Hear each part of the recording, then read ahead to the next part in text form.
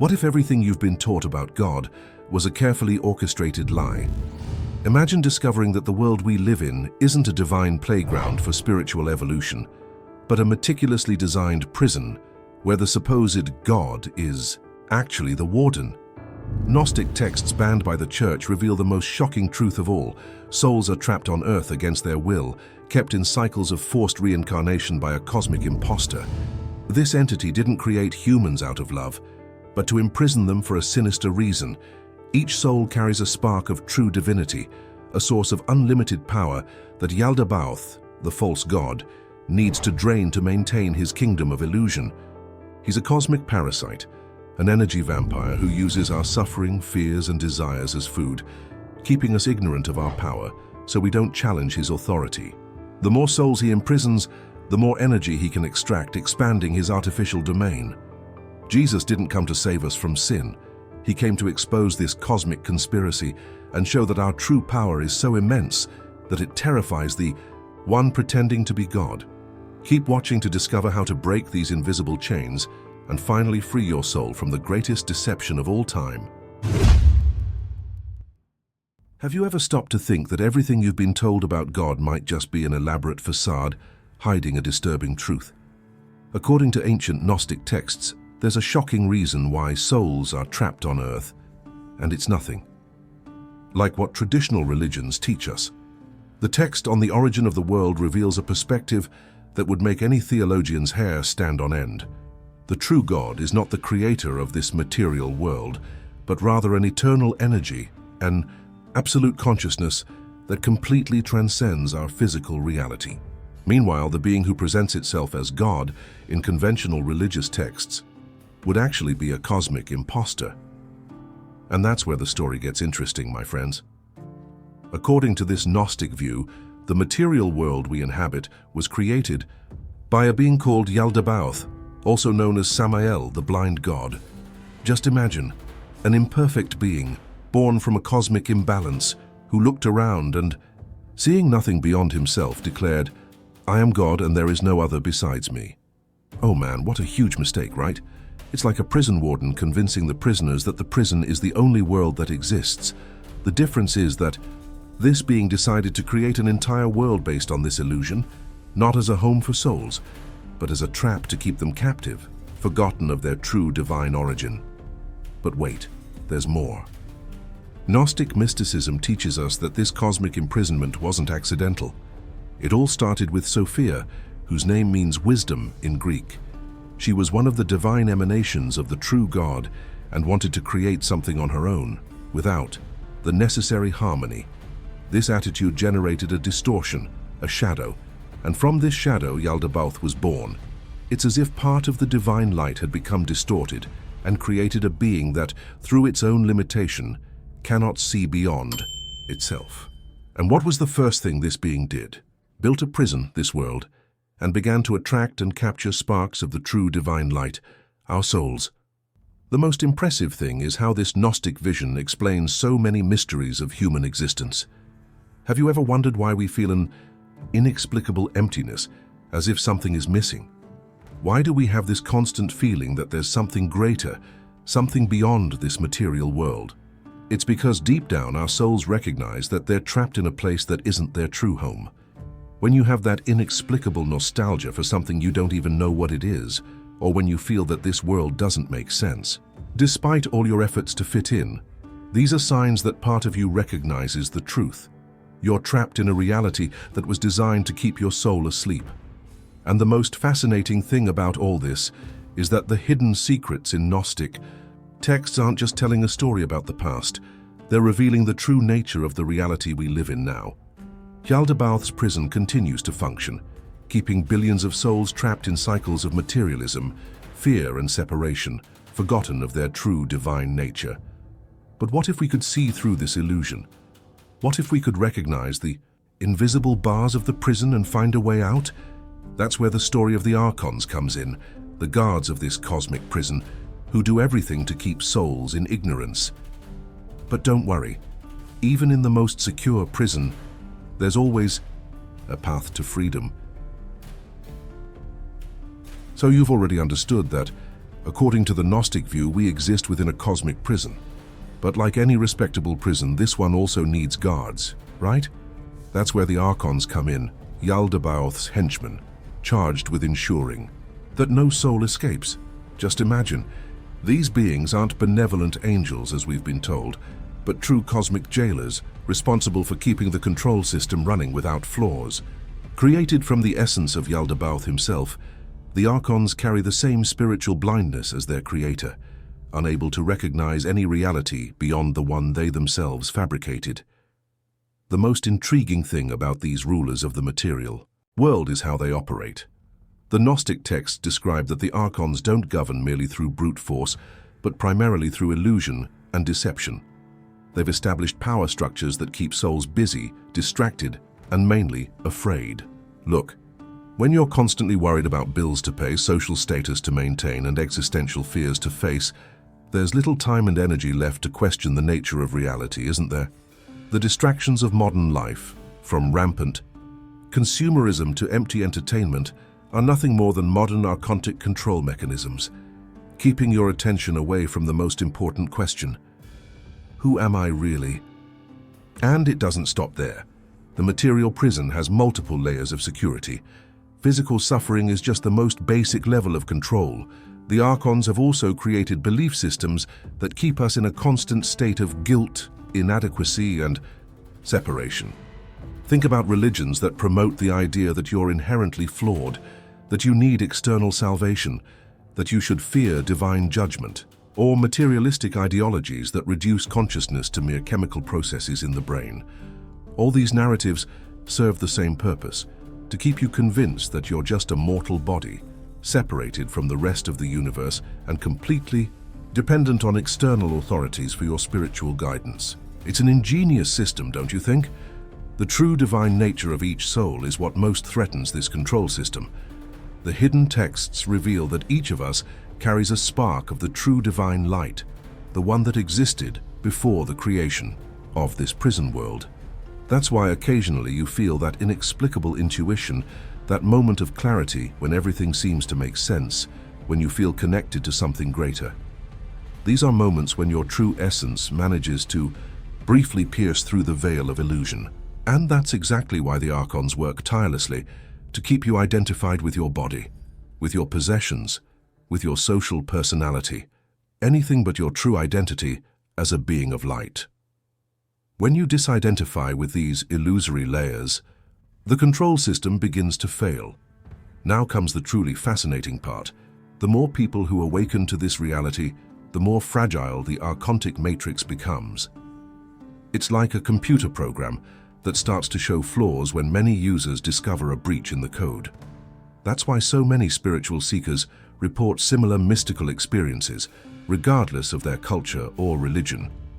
Their souls beginning to perceive the bars of the prison. And when you really start to see through the illusion, something extraordinary happens. You can no longer be controlled by fear, guilt, or material desire in the same way. Like Adam and Eve in the Gnostic garden, you begin to see the true nature of this world and the beings that govern it. But be careful. This awakening is exactly what the Archons fear most, and they have millennia of experience in distracting souls that are close to the truth. The famous story of Adam and Eve. Who would have thought that behind this seemingly simple tale about disobedience and divine punishment would hide one of the most profound metaphors of spiritual awakening? In the Gnostic view, this narrative is completely inverted. Far from being a fall from grace, the act of eating from the forbidden fruit represents the first great awakening of human consciousness. It's almost as if we were told the story from the warden's perspective, while the Gnostic texts reveal it from the perspective of the prisoners who discovered a way out. What few people know is that in Gnostic texts, the true Adam, called Adam of Light, wasn't made of clay or dust from the earth but of pure divine light. Just imagine a luminous, perfect being, a direct emanation from the true divine source. Upon seeing this magnificent creation, Yaldabaoth and his Archons were terrified. How could they control something so powerful? The solution they found was to create an imperfect copy, a prison body to try to imprison this light. It's as if they had built a cage of dense matter to imprison a spark of divinity. And this material body, limited by physical senses and vulnerable to suffering, became the first prison for the human spirit. But the plan wasn't complete without Eve. Far from being simply a companion created from Adam's rib, Eve represents, in the Gnostic tradition, divine intuition, the innate wisdom that allows us to recognize our true nature. That's why in Gnostic scriptures it's Eve who first recognizes the serpent not as an evil tempter, but as a messenger of truth. Think about it. What if the famous Serpent of Eden wasn't the villain of the story, but rather the first being to offer liberation to the imprisoned humans? "Eat from the fruit of the tree of knowledge," says the serpent, "and your eyes will be opened, and you will be like gods, knowing good and evil." Isn't that exactly what a messenger of truth would say to prisoners kept in ignorance? And what happens when Adam and Eve eat from the fruit? Exactly what the serpent promised. Their eyes were opened. They realized they were naked, not literally without clothes, but metaphorically exposed and vulnerable in the Archon's control system. For the first time, they saw reality as it truly was. They recognized Yaldabaoth not as a benevolent god, but as an impostor, a cosmic warden pretending to be the supreme creator. This initial awakening was so threatening to the control system that Yaldabaoth immediately expelled them from the garden, not as punishment, but out of fear that they might also eat from the tree of life and become completely immortal and free. See the parallel? It's like a dictator who fears educated and conscious citizens because he knows they will no longer accept oppression. The most extraordinary thing about this interpretation is how it resonates with our own journey of self-discovery. How many times in life have you felt that you were following rules without questioning them, accepting limitations imposed by authority figures, fearing consequences for thinking differently? And remember that first time you dared to question something that everyone around you accepted as absolute truth. That feeling of clarity, of expansion, as if a veil had been removed from your eyes. That's the Adam and Eve moment of your life, the instant when you taste the fruit of knowledge and begin to see beyond the illusion. It's scary, yes, it can bring consequences, sure, but it's also the first step to reclaim your original divine power.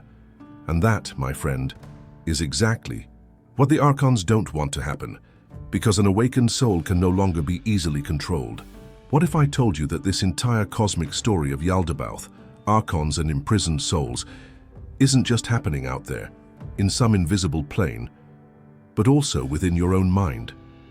That's exactly what the psychological interpretation of the Gnostic myth reveals to us. Each element of this narrative represents an aspect of our own psyche. It's as if the ancient Gnostics had developed a profound psychology millennia before Freud and Jung. And when you begin to see the myth from this angle, everything takes on an even more powerful dimension that you can apply to your everyday life. Let's start with the villain of the story, Yaldabaoth. On the psychological level, he represents nothing less than the ego, that part of your mind that declares itself the center of the universe, that believes it's in control of everything, but which, ironically, is blind to deeper realities. Think about how your ego constantly tries to convince you that you are only your name, your job, your possessions, your opinions, a separate and isolated identity from the rest of the world. I am so-and-so. I think this. I want that. Me. Me. Isn't that exactly like Yaldabaoth declaring, "I am God and there is no other besides me"? The ego, just like the Gnostic demiurge, is a force that seeks control through separation and identification with the limited. And the Archons? These fearsome guardians of the material world find their psychological parallel in our limiting mental patterns, in our fears, in our restrictive beliefs. They're those internal voices that say, "You're not good enough. This is dangerous, better not try. What will others think?" They're the mental habits that keep your consciousness trapped in repetitive cycles of suffering, always reacting the same way to the same stimuli. Each time you let yourself be dominated by fear, anger, envy, or greed, you're essentially obeying the commands of your internal Archons, reinforcing the walls of your mental prison. These aren't just abstract concepts. They manifest as neural pathways that become stronger with repetition, creating what psychologists today might call your default mode network, the automatic patterns that keep you trapped in the same reactions and perceptions. Atom of light, in turn, represents your higher self, your true essence beyond the limitations of the ego. It's that part of you that intuitively knows that you are more than your body, more than your thoughts, more than your emotions. The spark of pure consciousness that observes all this without completely identifying with anything. In the rare moments when you experience deep peace, mental clarity, or connection with something greater, you're glimpsing your inner atom of light. In modern psychological terms, this might be understood as your integrated self, the state of wholeness that exists beyond your various conditioned personas and defense mechanisms.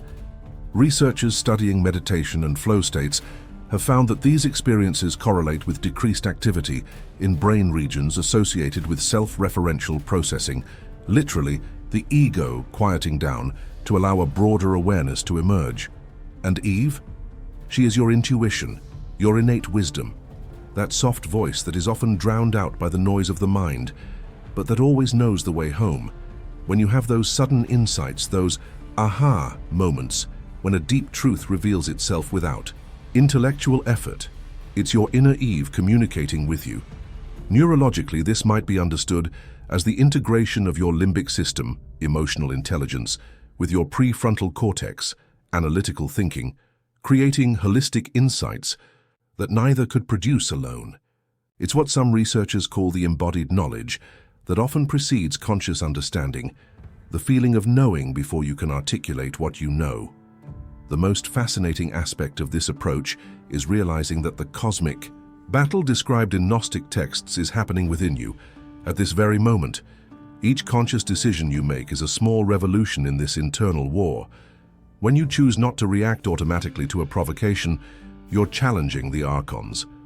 When you practice self-observation and recognize limiting patterns, you're eating from the fruit of knowledge. When you meditate and experience moments of pure consciousness beyond thoughts, you're connecting with your atom of light.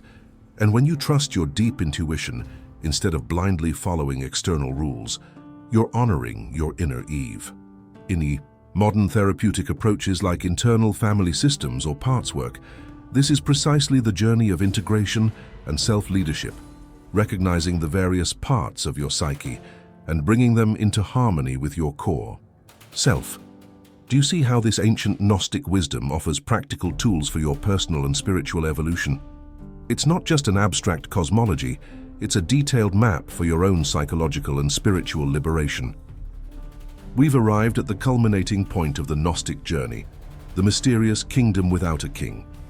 But what exactly does this enigmatic concept mean? Far from being a physical place with streets of gold or a paradise in the clouds, the kingdom without a king represents a state of consciousness, perhaps the highest we can achieve while still inhabiting this reality. It's called without a king because within it there exists no hierarchy, domination, or external control. It's a state in which the soul recognizes its own sovereignty, its own internal authority, free from the need to submit to rulers, be they human archons or even impostor gods like Yaldabaoth. Imagine for a moment what it would be like to live without that critical internal voice that constantly judges, compares, and condemns, without that desperate need for external approval, without the paralyzing fear of the future or the corrosive regret for the past. That's the flavor of the kingdom without a king, a state of total presence, complete acceptance, unshakable inner freedom.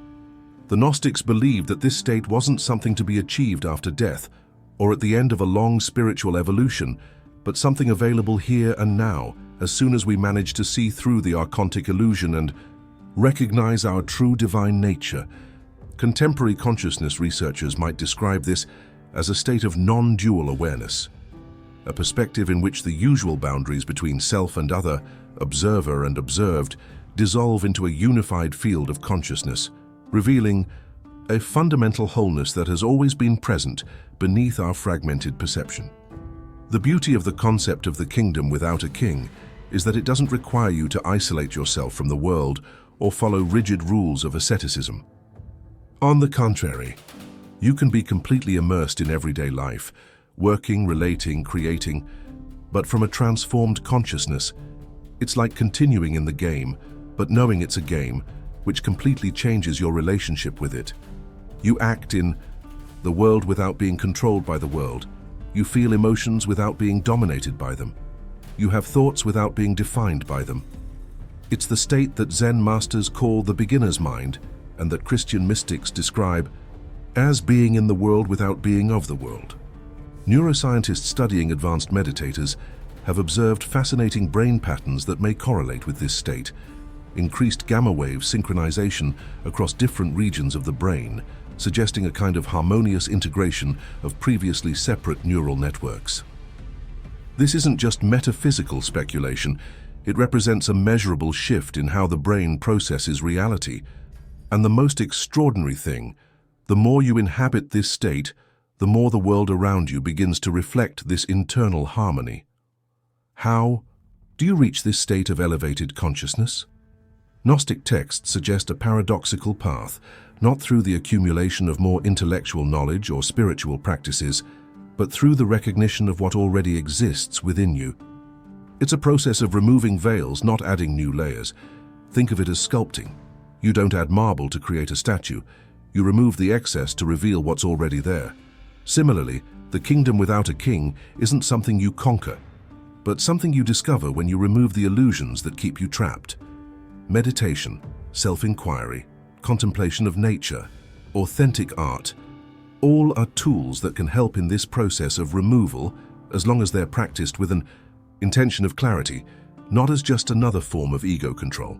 In modern psychological terms, this might be understood as the dismantling of conditioned responses and limiting beliefs, not adding more psychological content, but creating space for your natural consciousness to emerge from beneath the accumulated mental and emotional patterns that obscure it. The most revolutionary aspect of this concept is its social implication. Imagine a community of people who have reached this state of consciousness, individuals who need neither to dominate nor submit, who cooperate organically from the recognition of their essential interconnection. This would be the kingdom without a king manifested collectively, a society based not on fear and competition, but on compassionate wisdom and natural collaboration. The Gnostics believed that as more souls awakened to their true nature, a gradual transformation of human society would occur, eventually dissolving the archontic control systems and allowing the emergence of a new form of coexistence. Utopian? Perhaps. But look around you.